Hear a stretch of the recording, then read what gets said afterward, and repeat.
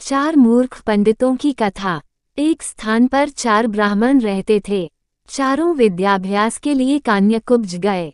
निरंतर 12 वर्ष तक विद्या पढ़ने के बाद वे संपूर्ण शास्त्रों के पारंगत विद्वान हो गए, किंतु व्यवहार बुद्धि से चारों खाली थे। विद्याभ्यास के बाद चारों स्वदेश के लिए लौट पड़े। कुछ देर चलने के बाद रास्ता 2 ओर फटता था। किस मार्ग से जाना चाहिए, इसका कोई भी निश्चय न करने पर वे वहीं बैठ गए। इसी समय वहां से एक मृत वैश्य बालक की अर्थी निकली। अर्थी के साथ बहुत से महाजन भी थे। महाजन नाम से उनमें से एक को कुछ याद आ गया। उसने पुस्तक के पन्ने पलटकर देखा तो लिखा था, महाजनों यह गता सपंथा, अर्थात जिस मार्ग से महाजन जाए वही मार्ग है। पुस्तक में लिखे को ब्रह्म वाक्य मानने वाले चारों पंडित महाजनों के पीछे पीछे शमशान की ओर चल पड़े। थोड़ी दूर पर शमशान में उन्होंने एक गधे को खड़ा हुआ देखा। गधे को देखते ही उन्हें शास्त्र की यह बात याद आ गई, राजद्वारे श्मशाने चयस्तिष्ठति स बांधव, अर्थात राजद्वार और शमशान में जो खड़ा हो वह भाई होता है। फिर क्या था, चारों ने उस शमशान में खड़े गधे को भाई बना लिया। कोई उसके गले से लिपट गया तो कोई उसके पैर धोने लगा। इतने में एक ऊंट उधर से गुजरा।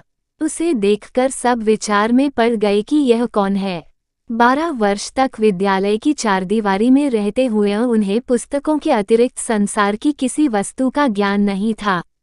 ऊंट को वेग से भागते हुए देखकर उनमें से एक को पुस्तक में लिखा ये वाक्य याद आ गया, धर्मस्य त्वरिता गति, अर्थात धर्म की गति में बड़ा वेग होता है।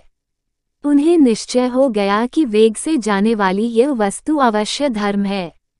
उसी समय उनमें से एक को याद आया, इष्टम धर्मेन योजयेत, अर्थात धर्म का संयोग इष्ट से करा दे। उनकी समझ में इष्ट बांधव था गधा और ऊंट या धर्म, दोनों का संयोग कराना उन्होंने शास्त्रोक्त मान लिया। बस खींचखांच कर उन्होंने ऊंट के गले में गधा बांध दिया। वह गधा एक धोबी का था। उसे पता लगा तो वह भागा हुआ आया। उसे अपनी ओर आता देखकर चारों शास्त्र पारंगत पंडित वहां से भाग खड़े हुए। थोड़ी दूर पर एक नदी थी। नदी में पलाश का एक पत्ता तैरता हुआ आ रहा था। इसे देखते ही उनमें से एक को याद आ गया, आगमिष्यति यत्पत्रम तदस्मांस्तरयिष्यति, अर्थात जो पत्ता तैरता हुआ आएगा वही हमारा उद्धार करेगा। उद्धार की इच्छा से वह मूर्ख पंडित पत्ते पर लेट गया। पत्ता पानी में डूब गया तो वह भी डूबने लगा।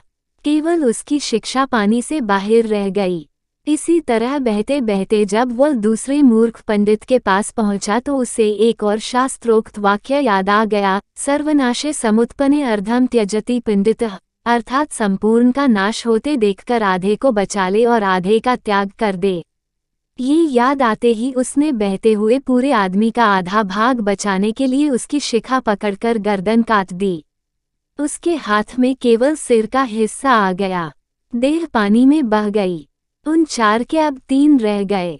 गांव पहुंचने पर तीनों को अलग अलग घरों में ठहराया गया। वहां उन्हें जब भोजन दिया गया तो एक ने सेमियों को ये कहकर छोड़ दिया, दीर्घसूत्री विनश्यति, अर्थात दीर्घ तंतु वाली वस्तु नष्ट हो जाती है।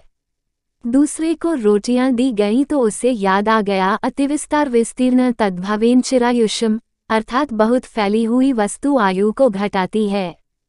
तीसरे को छिद्र वाली वटिका दी गई तो उसे याद आ गया, छिद्रेष्वनर्था बाहुली भावंती, अर्थात छिद्र वाली वस्तु में बहुत अनर्थ होते हैं। परिणाम ये हुआ कि तीनों की जगह साई हुई और तीनों भूखे भी रहे। व्यवहार बुद्धि के बिना पंडित भी मूर्ख ही रहते हैं।